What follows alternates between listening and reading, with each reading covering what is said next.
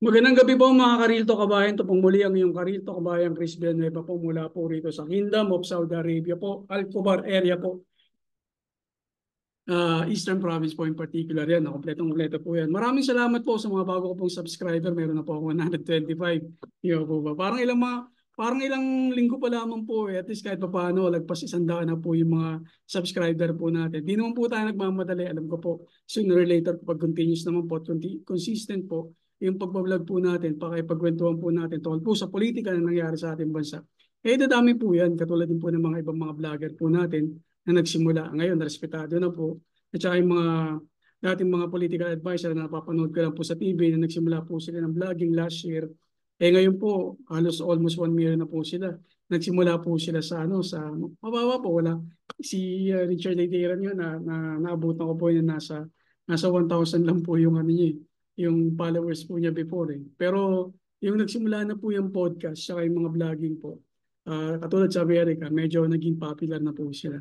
O unti-unti. Eh, ganun din po yung yung aim ko, kahit pa paano, magkaroon din po ng boses pagdating po sa politika po sa atin. Hindi naman po para sa mga away po tayo ng mga politiko o yung mga corrupt leaders po natin. Eh, mapag-usapan lang po natin kung paano po nilalaro ng mga politiko po natin yung ating bansa. Ito po ba'y para sa ikabubuti po ng mga mamamayan po nito? Eh, ikabubuti lang po nila, di ba po ba? Tsaka may mga iba-ibang anggulo po ng pag-ano pagbibigay po ng mga points of view eh.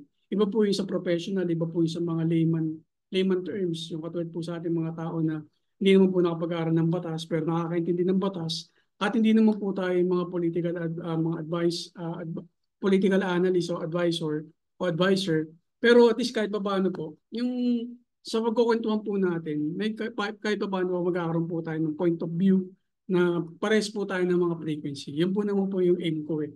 At saka kahit pa paano po yung mga barkada ko po, yung mga kaibigan ko po, mga nasa ibang panig, kapag nagsasalita po sila against the current administration, binabibigyan po natin sila ng ibang point of view rin po. Kumbaga parang, bakit ganyan yung pananaw nyo, ganito yung pananaw ko, bakit ganyan yung pananaw nila. So, kahit pa paano po, nai-insert ko po sa kanila, dapat tumingin po sa ibang panig po ba o sa ibang biases po ba. Baka kasi masyado po silang bias tinititigan po nila. Hindi na po tinitignan, tinititigan na po nila. Na-hook na po sila doon kahit na ano pong mali ang magawa, hindi na po nila nakikita. So nandun po tayong mga tao na ka-frequency po nila na pauunawa po sa kanila. Ano po yung mga nami-miss po nilang mga point of view na wala po sa point of views po ng biases po nila. So may biases po tayo, opo, totoo po, lahat naman po tayo may biases. Pero hanggat maaari, nag-neutral po tayo. Para kung ano yung nakikita natin sa kabila, ano nakikita natin sa kabila, tinitimbang po natin, yun po yung gagawin po natin opinion. Hanggat maaari po. So ngayon po, pag-uusapan po natin ngayon, ay tungkol po kay Cheese. Cheese, keso. Ganun niya ako. Eh, Cheese Escudero po. Matunog po talaga yung pangalan po niya. Hindi po natin maiiwasan, lalo na po.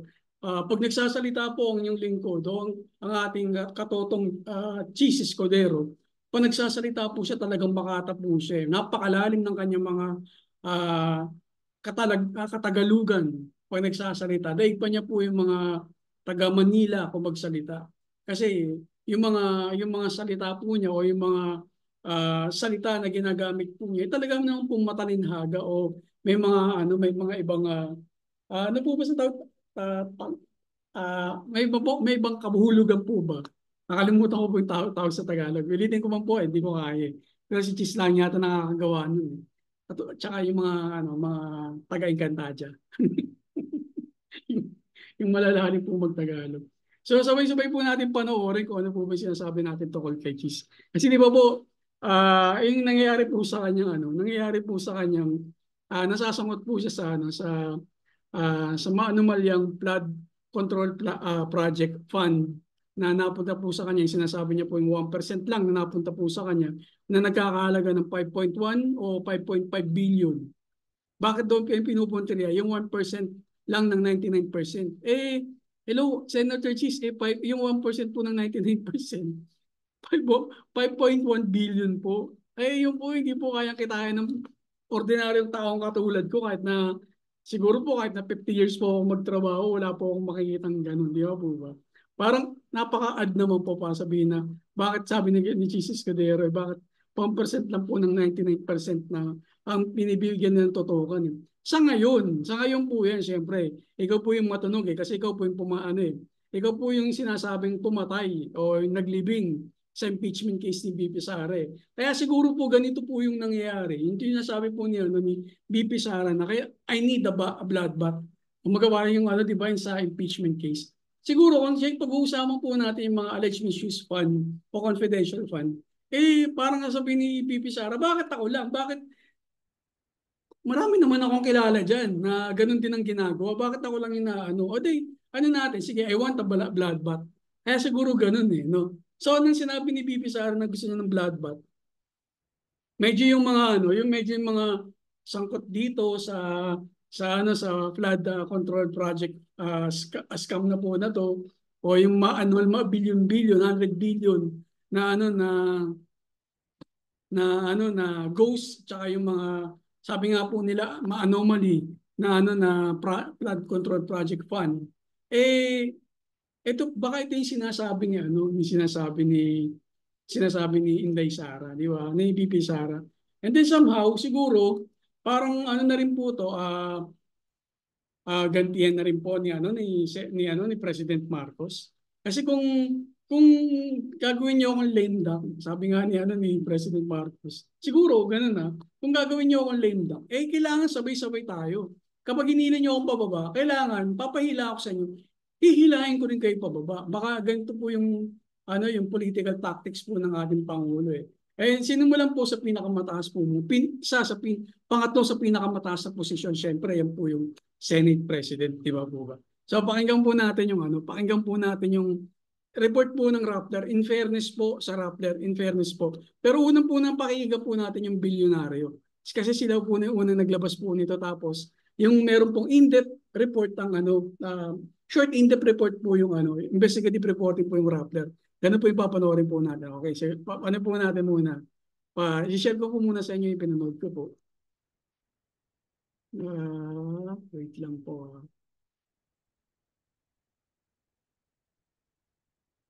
So ito po yung galing sa sa Billionaire News sa channel. Tapos mamaya-maya po yung sa Rappler. Chis Escudero ayon sa isang election lawyer dahil sa 2022 campaign budget. Ay, ito po pala yung sinabi na sabi ni kung may pwede po yatang kasuhan si Chis tungkol nga po doon sa lawyer sa nag-donate po yata sa kanya nag-donate sa kanyang campaign donation sa kanyang senatorial election po dati. So po muna to, yung isa po muna, yung report po ng Inquirer po. So ito po yung report ng Inquirer. Mga sinasabi porket ang nag-contribute o is an involvement with the company. Ito po, buuin na po natin. President Chis Escudero confirms that Centerways construction related to his 2022 election campaign, but he denies helping the firm secure big-ticket flood control projects with the government. President Bongbong Marcos earlier revealed that 100 billion pesos of the government's 540. Ito po yung yung nasasangkot po kay Senator Chis, yung number 7 po, yung Centerways Construction and Development Incorporation. Isa po to sa nagfinance sa campaign po ni Senator Chis, nagbigay po to ng 10 million pesos po. 10 million po ba o 20? Itignan po natin dito. 20 po yata. Kasi yan po natin, panoorin po natin. Kalimutan ko po. 30 million o 20 million po, parang ganun. Panoorin po natin. 5 billion peso flood mitigation budget during his administration was awarded to just 50 contractors. This includes the firm being linked to Escudero, Centerways Construction. In a press conference on Tuesday, August 12, Escudero says the firm's owner made a lump sum donation of 30 million pesos to his campaign. 30 million nga po pala yung yung dinonate po na campaign sa kampanya ni Senator Chis na tumakbo po siya na senator po ng 2022 po. However, the Senate chief denies any involvement with the company, saying he is not a business partner. Yan na naman yung innuendo at insinuation na palaging dinidikit at sinasabi porket ang nag-contribute o nagbigay. Matagal ko na kaibigan at kakilala at siya tumulong. Kaibigan, kakilala po, matagal na. Tulong talaga sa amin. Mula pa, nung hindi pa iso to. At ang tubong sorsogon talaga siya. Escudero was then asked if he assisted the firm to land government flood deals when he was already senator. He says the construction company secured more projects when he was not yet a member of the Senate. Escudero stresses he was not a partner of the firm. He then urges the public to focus instead on government officials who own companies and secured major deals for the administration's flood control programs. Hindi ako bahagi ng kanya negosyo. Again, that's the innuendo and the insinuation being floated and propagated. Bakit natin hindi tingnan? Sino ba yung mga mambabatas at opisyal na gobyerno na aktual na kontraktor, aktual na may-ari noong mga kumpanya na nakakuha ng kontrata sa gobyerno? Yan po yung problema sa mga mambabatas po natin. Kapag nako-corner na po sila, nagtuturo po sila ng mga kilala nila. Di ba po ba? Kilala na nila po yung mga yung mambabatas na mga naging kontratista po ng ng ating gobyerno. And yet wala po silang sinasabi.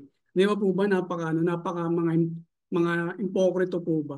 Alam na po nila na itong mga kongresista na to o mga senator po na to, kung sino man po sila, nasa posisyon na po sila pero meron pa po sila, kumbaga parang meron po silang contractor company po ba? O meron po silang kontratista po sila ng gobyerno. Dati po silang kontratista tapos naman po silang mga congressman o senador, parang ganun po ba? Di ba? Alam po nila yan eh. Kaya lang, syempre, baka kumikita po sila, pinagtatakpan po nila. Nang pumutok po to, itong yung kagaguhan po nila, nag-ano po sila, naghuhugas kamay po sila at nagtuturoan. Di ba po ba? Dapat ito yung mga taong hindi na po binoboto.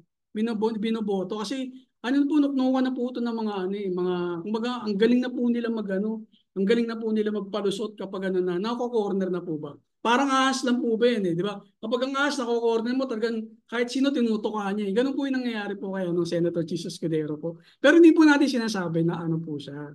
May pinasok po siyang anomalyang flood control project. Wala po tayong sasabing ganun na. Wala po. Pero kaibigan niya po yung yung nasasabi po doon. Kaibigan niya, matagal niya na po kakilala, taga sa kanila. Pero wala po siyang connection po doon. Di ba po? O sige, ulitin po natin na.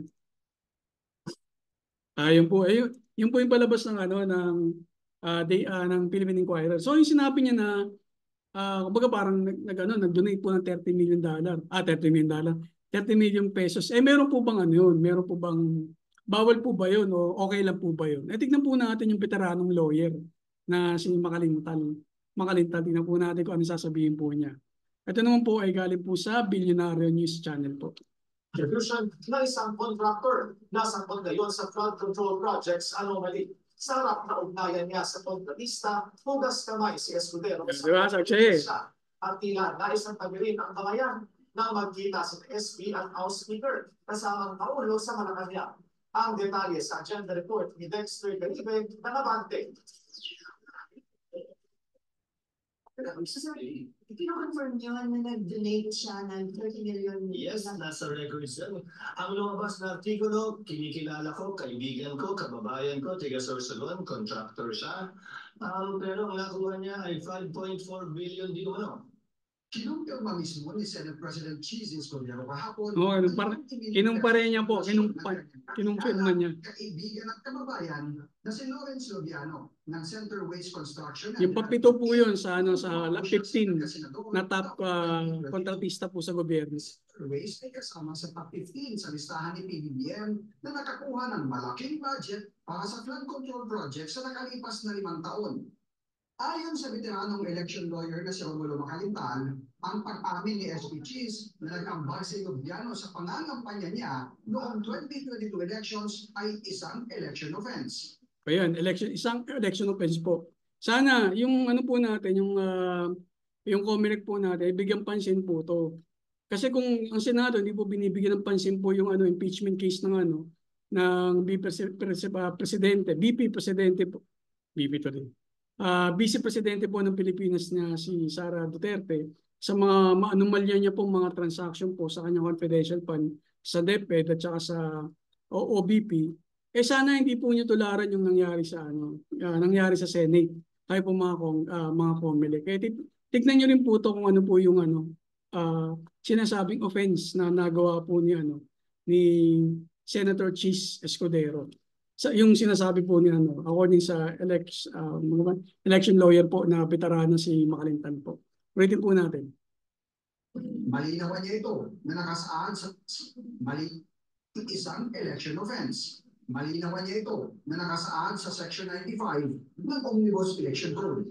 Hindi pwedeng magbigay ng contribution yung sino mang tao, makikita yung mga corporation o talaga yung natural persons sa sino mang kandidato o yung mga kumpanya yan ay meron kontrata sa gobyerno, ano yung kontrata na bibigay ng mga services o kaya nasusupply ng mga goods.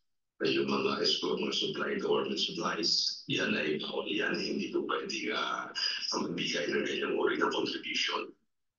Hindi rin anya maaaring lusot ng mga kumandidato sa eleksyon na tumanggap ng contribution. So yung ano po ba, yung center race po ba, hindi po nagbibigay ng serbisyo po yun. Sabi po ni Makalintan, dapat yung mga nagbibigay po ng serbisyo, hindi po nagbibigay ng, di ba, ng donation funds. Yung po, yung center race, nagbibigay po ng donation fund, ng serbisyo po, yun nga po yung sa flood control, di ba? Maanomalya. So ano na po natin yan kasi po, ano na po, general na po yung sinabi. Tignan po natin yung ano, yung report ng Rappler. Tinignan po natin dito. By, ano po to Rappler. Magaling po yung pagkakaano po niya, pagkaka-report niya. Panoorin po natin sabay-sabay. Ano ang connection si Escudero sa isa sa mga top contractors ng flood control? Si Patrick Cruz. Ang gagaling ng mga ano. Ito po kasi mahirap sa ano natin, sa mga media po natin. Wala na po silang ganitong investigative reporting. Hindi po katulad dati ng The Probe na talagang napaka-bold po ng investigation po nila. Ngayon wala na po yata. Na usually ng mga investigative reporting po natin tungkol sa mga tao mahirap, mga ganun po ba. Wala na po about sa ano sa mga korupsyon ng government. Maliban na lang po dito sa Rappler. Siguro ito po talaga yung panata po ng Rappler ever since. Talagang tuligsain po yung mga corrupt official po natin. Which is, dati po ayaw ko po sa kanila. Pero recently po, umanga po ako sa kanila. Kasi nga tapang po nila ng panahon po ni Duterte. Lalo na po yung binan po sila sa ano, sa Malacanang. Sige po. Project sa Pilipinas. Ang Centerways Construction and Development Incorporated ay isa sa top 15 flood control project. Yun po, nabanggit po yung Centerways po. Yun po yung nag-donate po sa campaign donor po niya ni Senator Cheese, isa pong construction company po yan na nasasangkot po, kasalukuyan po na nakasasangkot po sa ano, sa siya po yata ng 5.16 billion. 1% po daw yun ng sinasabi na 1% ang 99% na sinasabi na anomalya ni Senator Cheese. Bakit daw tinititigan yung 1%? Bakit hindi daw yung 99%? Ayaw po kasi mapunta po sa ayaw po kasi mapunta niya sa hot seat po ngayon dahil sa pinagkagagawa niya. Siguro may ambition pero wala. Talagang nasa kanya po yung tutok po ngayon kasi pangatlo po siya sa pinakamataas na posisyon ng gobyerno. Alam niya ba yung ginawa niya? So siya pinupunti niya po ngayon. Directors sa administrasyon ni President Marcos Jr. Pagmamayari ito ni Lawrence Lubiano. Base sa investigasyon ng Rappler, si Lubiano ay isa sa mga top donors ni Escudero noong 2022 elections. Nag-donate si Lubiano ng 30 million 2022 campaign ni Escudero. 20% ng kabuang cash donations na natanggap ni Escudero noong kampanya niya. Pero ano ba ang relationship ni Escudero at Lubiano? Kinikilala ko, kaibigan ko, kababayan ko, tiga Sorsogon, contractor siya. Pero idiniin niya na never siya nag-intervene sa mga contracts nito. Wala akong kinalaman sa pag-identify, paggawa ng program of work, pag-bid, pag-award, pagbahay, pagbayad, pag-inspeksyon ng anumang proyekto sa pamahalaan. Nagbalik Senado si Escudero noong 2022. Maraming flood control contracts ang nakuha ng Centerways noong 2023. Mula sa 5 noong 2021, umakyat ang bilang ng flood control contracts nito sa 43 noong 2022, 32 noong 2023. Ang laki, no? Mula sa single digit naging 2 digits po. Hindi lang pa kasing 10 o 12, talagang 40 tsaka 32 po. Pero biglang lumit po ng 2024 po. Siguro dahil ito na yung kasagsagan po ng ng impeachment Pagdinig po ng Quadcom. 23 at 5 noong 2024. Sa kabuuan, nakakuha ang Centerways ng 85 flood control 85 flood control projects po yun. Projects na may kabuuang halaga ng 5.16 billion at ayun po ba simple lang pong amount po yun. 5.16 billion po yun. Sabihin niyo man pong 1% po yun ng 99% ng 100 billion na nakamkam ng mga ng mga nakamkam ng mga hudas ng mga kontratista po na to, kung ano po yung nagagagawa sa flood control project ng Pilipinas, malaking pera po to. Nakita niyo po na naging water world po ang Pilipinas dahil sa mga ano po na to, mga hudas ng mga flood control project na to, na wala naman po yata, o tinipid po, o kinurakot yung iba po. Sabi nga po nila Mag-aalong tsaka nila, mga walang iya po talaga itong mga politiko na to, kung sino man po sila.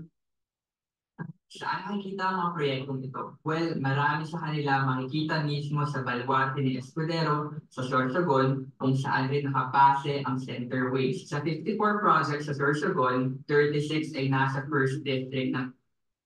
O yung mga taga Sorsogon na first district, kung binaba pa rin po kayo, hanapin nyo na po yung 36 project po ng ng waterways po dyan sa sa waterways po ba yun?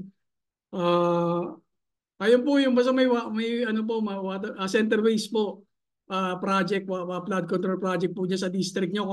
Kung gaano man po kalaki yan, kung may baha pa rin po dyan, malamang alam nyo na. 36 project mula ng 2021 hanggang 2024, binabaha pa rin kayo. 5.16 billion ang nilaan sa nyo, sa lugar nyo. Binabaha pa rin po kayo. Kakaiba na po yun. Baka itong company po na to, meron na po silang 54 floor na 54 floor na na building diyan.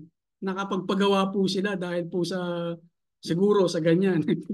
Medyo tignan niyo po kung saan po napunta yung 36 project ng flood control project sa Sorsogon First District po. Ito po siya sabi sa report na matagal ng hawak at pinagpapasa-pasahan ng pamilya Escudero. Matagal na palang hawak ng ng pamilya Escudero first district ng Sorsogon kung puno pa rin po kayo ng baha, binabaha pa rin po kayo, wala.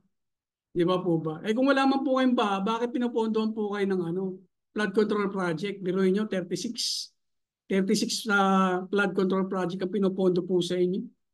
Magkano po yan? 5.16. Lahat-lahat na po. Di ba? Isang company lang.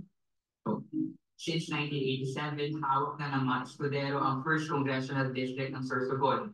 Mula sa tatay ni Chief na si Salvador Escudero, nanay din si dating Deputy Speaker Evelina Escudero, hanggang sa kasalukuyang ginagawa na si Maria Bernadette Escudero, na kapatid ni Chief. Si Chief mismo ay naging congressman ng nasabing distrito. At bago bumalik sa Senado noong 2022, nagsilbi rin si Chief bilang governor ng Sorsogon. Pero teka, balik tayo sa usapin ng flood control. Noong nakaraang SONA, pinasaringan ni Marcos ang corrupt politicians na may koneksyon sa mga flood control project. Diyan na po nagsimula po yan. SOP or the boards. Kaya naman kayo sa inyong kapwa Pilipinas.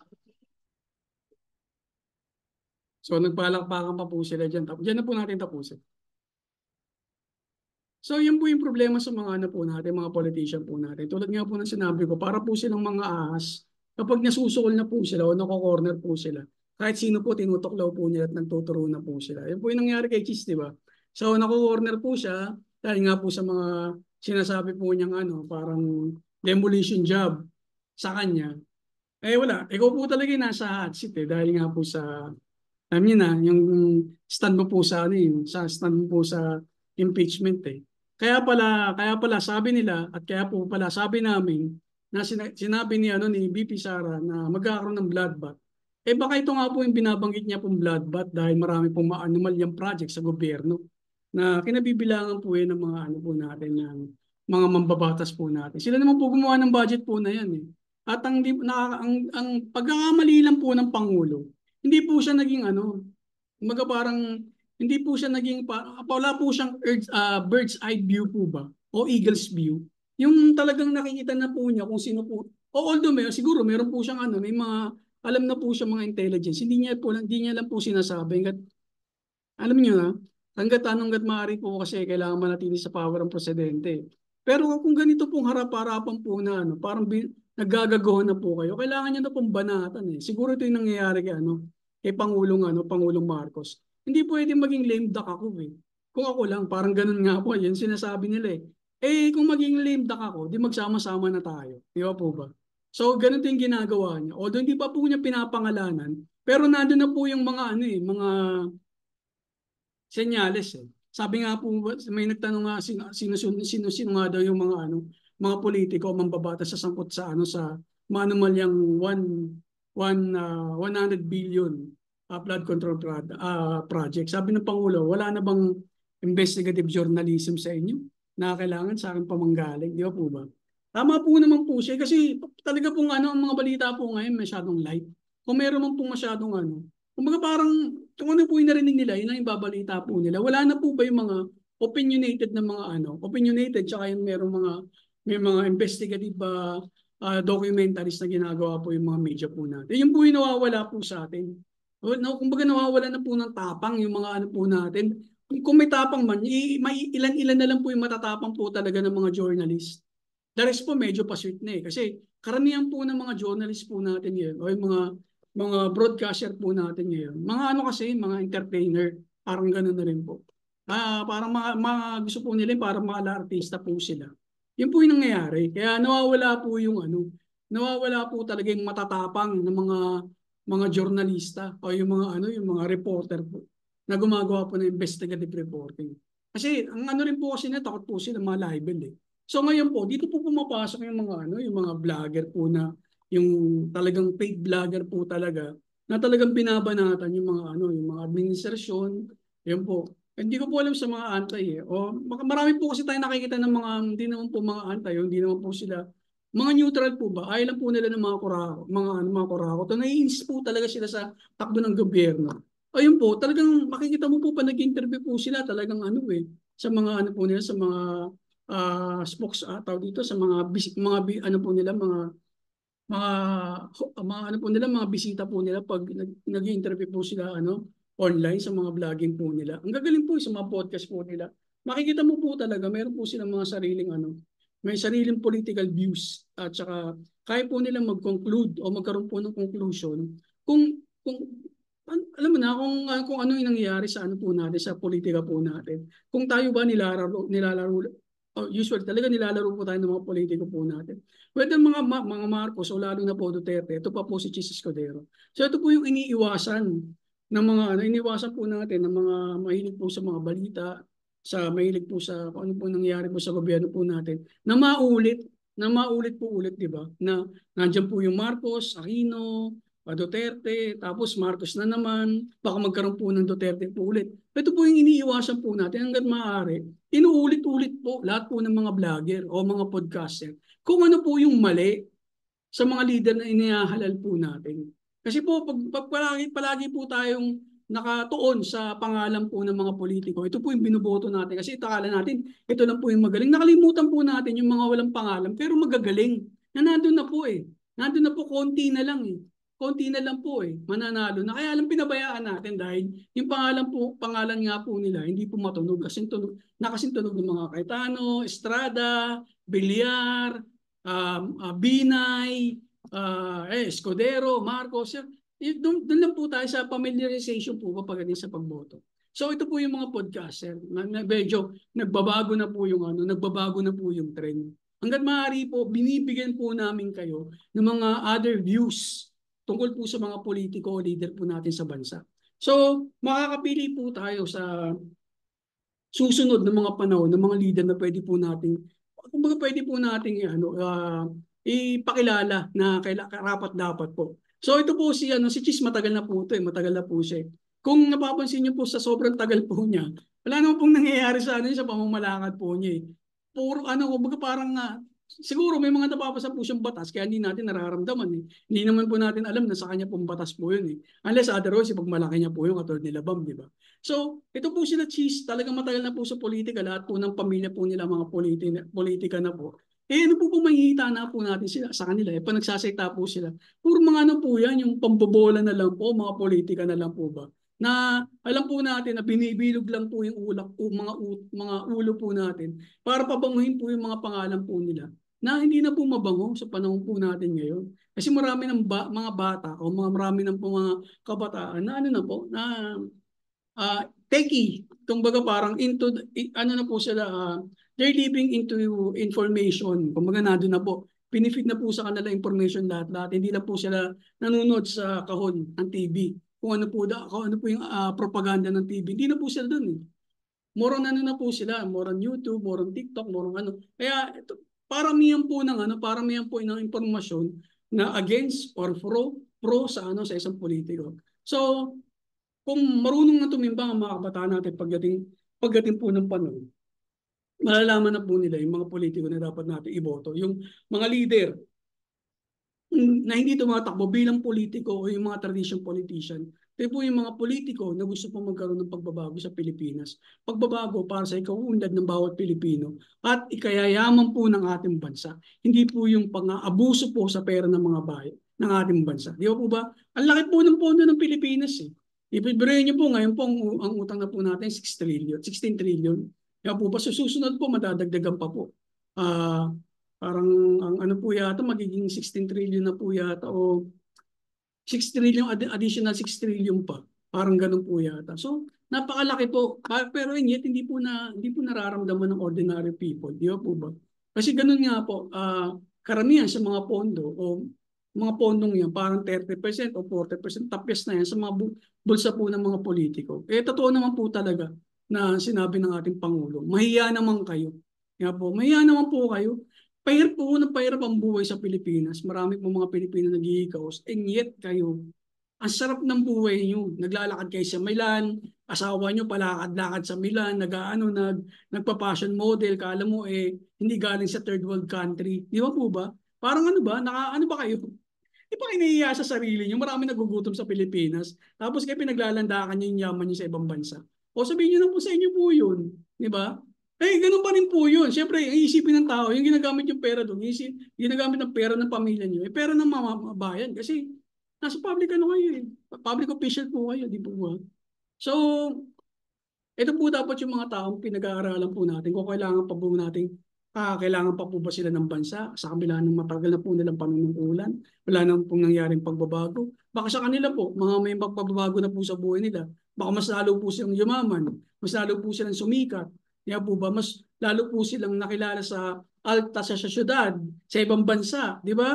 O bakit kailangan pa po natin silang botohin? Dapat pag leader ka ng bansa, frugal ka di ba po ba? Kasi hanggat maaari makatipid ka, tapos yung ginagastos mo para sa bansa, nakikita ng tao, nararamdaman. Kung gastos ka lang ng gastos ng gastos, wala naman po nakikita ang wala naman po nararamdaman. Ba't ka kailangan iboto? Hindi ka leader. Gastador ka lang ng pera ng bayan, di ba po ba? Ayun lamang po, mahaba na naman po tayo. Salamat po, sana kahit pa paano po mayroon po tayo natutunan sa mga pinanood po natin, tsaka sa mga political views po natin. At pag po tayo magsasawa na batikusin ng mga programa ng ating mga gobyerno, pro-admin po yan o kahit na pro-Duterte po yan, basta po corrupt o meron pong anomalya na pinapasok ang gobyerno po natin, kung sa Senate man yan o sa Congressman yan, dapat pinag-uusapan po natin ng mamamayan po yan. Wala po tayo dapat i-blame na iisang tao, dapat po lahat. Kasi isang gobyerno lang po yan Diba? Co-equal body po yung mga yan maliban po sa executive. Kung meron pong kapangyarihan ng executive, siya yung pinakamataas, co-equal body po ng Senate, ang Congress, tsaka ang Supreme Court. Part po sila ng government na nararamdaman po natin na corrupt, walang ginagawa. Hindi po natin si-single out yung Pangulo. Hindi po natin si-single out yung Senate.